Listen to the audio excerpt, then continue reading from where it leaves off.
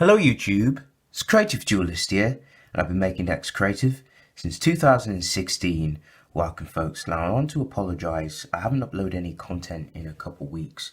I've been super busy at work and super busy focusing on other priorities in my life. I've been wanting to make so many decks, but I've literally just haven't had a lot of time. I've got some upcoming deck profiles. There's been some new support for some decks and such, so it's just I just need some more time so I can get the cards and prep them for the next profile. But yeah, I want to say a big shout out to everyone who's been sticking with the channel. I appreciate all your support. Thank you everyone who subscribes, and of course hopefully I can get to 800 subscribers. But yes, today I have Traptrix. There are certain cards I'm missing. I'm missing the Nethesis. I couldn't get my hands on them for some odd reason. I even looked through all my tins and such. I couldn't find them. But you know, the main aspect of Traptrix, the whole engine in here is pretty much there. I'm gonna pretty much go ahead and go over my card choices and all that good stuff. So starting off with the monsters, I've got the triple Traptrix Mamelio, pretty standard. She's your Stratos. When she's normal summon, she searches your trap hole, trap cards, which is very important. And if she's special summon, she gets to blow up a spell and trap on your opponent's side of the field, which is pretty good. Very good against getting rid of floodgates. We got triple Traptrix Mantis. Mantis, upon normal summon, she searches any Traptrix monster from the deck. And she also has an interesting effect as well, which helps I think it triggers Sarah off. But basically, you can target one of your set spell and traps you control.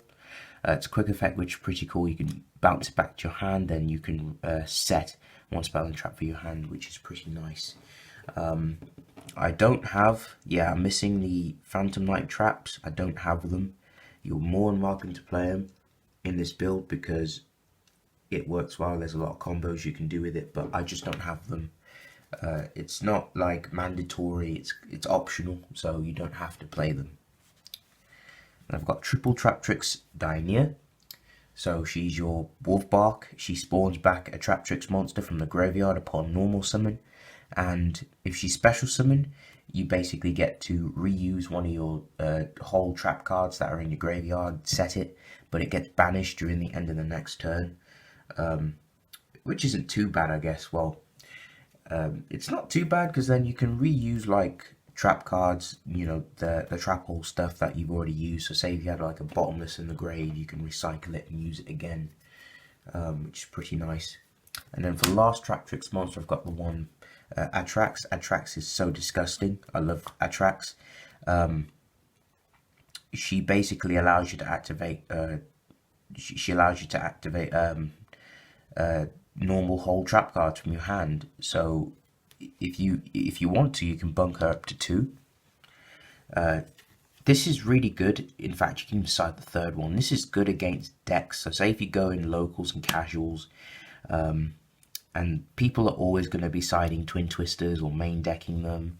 Atrax pretty much hard counters back row removal because you just activate the trap cards from hand. You don't set them. You don't have to set them as long as she's face up on the field. But of course, there comes with the risk because if she gets popped, then your trap cards in your hand are kind of useless. So you got to be careful. And also another thing, all these Traptrix monsters are unaffected by trap cards that have the word hole in, so which is pretty cool. I am missing the Nethesis. I know there's stuff you can do with her, but it's completely up to personal preference. Then for last the monsters, just got some hand traps, the Veilers and the 2 Ash. Pretty standard.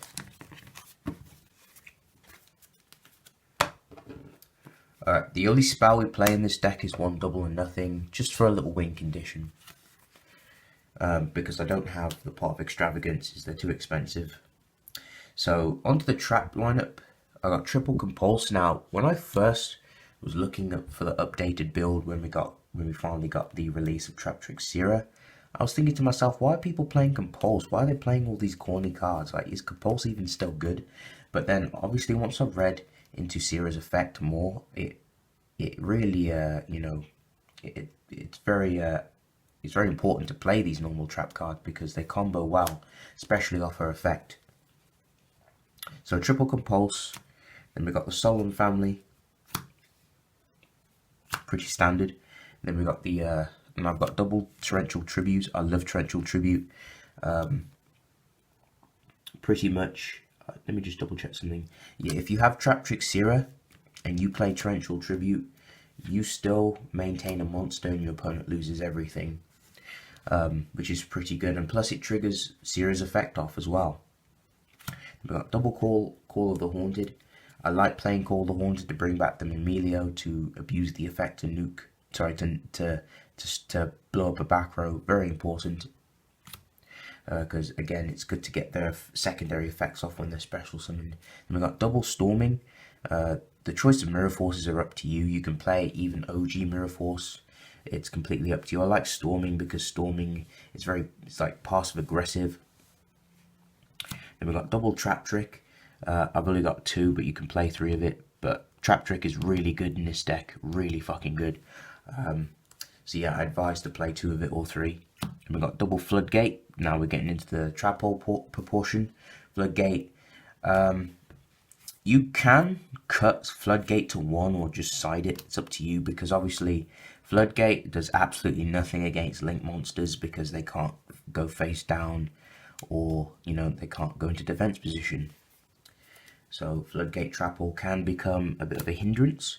But Time Space, I play double Time Space. Time Space is really good, especially against monsters that like to summon from hand or extra deck. This is especially good against the link matchup. So if you're playing against Orcust and you sit on a Rafflesia and they summon out, you know, is it Longritsu, I think it's called? Or if they summon out Galatea or the XYZ, which just needs 1 link, you can just return it back to the extra deck. So Time Space is really good in those type of matchups. We've got double Bottomless Trap Hole.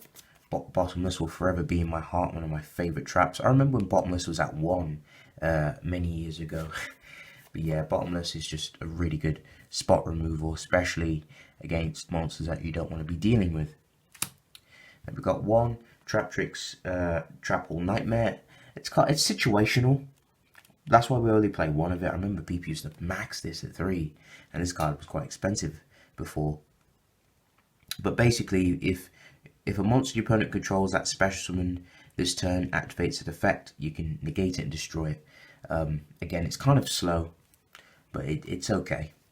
But this is my favorite. Break Off Trap Hole synergizes with Sierra very well. It's literally a torrential tribute. So say if you had this set and you link summon and you bring out Sierra, you can just activate this and destroy all monsters on the field that aren't linked. So yeah, pretty good. And plus obviously Sierra, she's unaffected by the trap effects, so this does not affect her whatsoever. So that's what makes the deck pretty strong. But yeah, that's pretty much it for the traps. Okay, going on to the extra deck for the links. I've got the triple Traptrix Sierra. So I hope it's not blurry for you folks. Yeah, Sierra, she's pretty cool. When she's link summoned, she's pretty much unaffected by trap effects.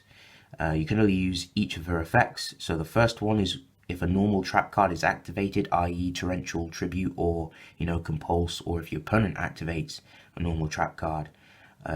You can special summon 1 Traptrix monster from your deck with a different name than the ones you control. And if another Traptrix monster effect is activated, you can set a whole normal trap card directly from the deck, which is very spicy. I love that effect. So yeah, you gotta play 3 of her. She's easy to summon and very abusable. She's amazing. Then we got the Nightmare package, of course. We've got 1 Borreload, 1 Seryuja. We've got 1 Traptrix Rafflesia. Pretty much, I don't know, you could bump this up to 2, but 1 works relatively well. 1 Exciton Knight, 1 Emerald, Honor Arc, Utopia package, and that's pretty much it for the extra deck. Yeah, the options are up to you. This is just like a standard lineup of what I would play. This works well for me. But the choices, pretty much for the extra deck, you can play Mrs. Radiance if you like. It's completely up to you. But yes, folks, that's going to pretty much round up the whole main deck, extra deck, and the whole profile. So thank you all for watching. If you folks enjoyed this video, please remember to leave a like. Comment down below. Feedback is always nice to hear. Tell me your thoughts in the comment section. Any improvements, please hit me up in the comment section. If you're new to the channel, please subscribe for further content. But yes, folks, this is the Creative Duelist signing out. Peace.